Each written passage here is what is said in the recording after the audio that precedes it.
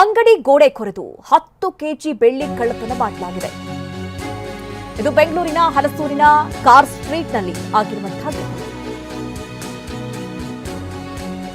ತಮಿಳುನಾಡು ಮೂಲದ ತೇಜು ಎಂಬಾತನಿಂದ ಆದಂತಹ ಕೃತ್ಯ.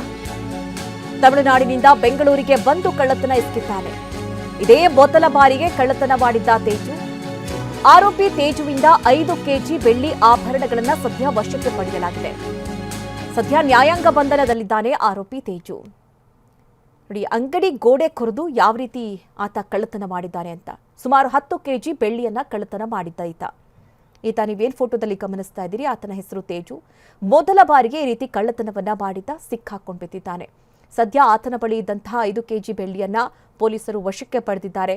ಸದ್ಯ ಈತನನ್ನ ನ್ಯಾಯಾಂಗ ಬಂಧನದಲ್ಲಿ ಇರಿಸಲಾಗಿದೆ. ಯಾಕಾಗಿ ಏನು, ಆತ ತಮಿಳುನಾಡು ಮೂಲದ ವ್ಯಕ್ತಿ ಅನ್ನೋದು ಕೂಡ ಗೊತ್ತಾಗ್ತಾ ಇದೆ. ಆತ ತಮಿಳುನಾಡಿಂದ ಬೆಂಗಳೂರಿಗೆ ಬಂದು ಈ ರೀತಿ ಅಂಗಡಿಯ ಗೋಡೆ ಕೊರೆದು ಸುಮಾರು 10 ಕೆಜಿ ಬೆಳ್ಳಿಯನ್ನ ಕಳ್ಳತನ ಮಾಡಿದ್ದ. ಸದ್ಯ ಪೊಲೀಸರ ವಶದಲ್ಲಿದ್ದಾನೆ. ನ್ಯಾಯಾಂಗ ಬಂಧನವನ್ನ ವಿಧಿಸಲಾಗಿದೆ. ಈ ಕಳ್ಳತನಕ್ಕೆ ಕಾರಣ ಏನು, ಈತನ ಜೊತೆಗೆ ಯಾರೆಲ್ಲ ಸಾಥ್ ಕೊಟ್ಟಿದ್ರು, ಹೇಗೆ ಪ್ಲಾನ್ ಮಾಡಿದ್ರು, ಎಲ್ಲಾ ವಿಚಾರಗಳನ್ನು ಪೊಲೀಸರು ವಿಚಾರಣೆ ನಡೆಸಲಿದ್ದಾರೆ.